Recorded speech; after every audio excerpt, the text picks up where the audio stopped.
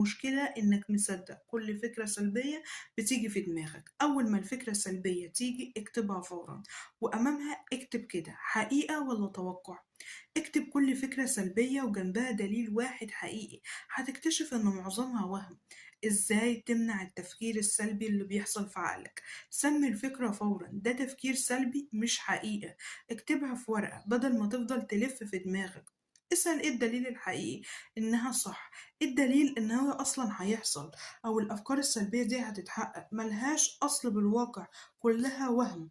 حط احتمال تاني إيجابي ومحايد لنفس الموقف. حدد أسوأ سيناريو واكتب هتتصرف ازاي ده لو حصل. استخدم قاعدة 5 ثواني، خد الفعل الصغير فورا.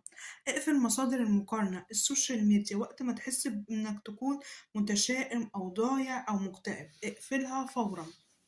حرك جسمك 10 دقايق، مشي، تمرين، عشان تكسر دايرة الخوف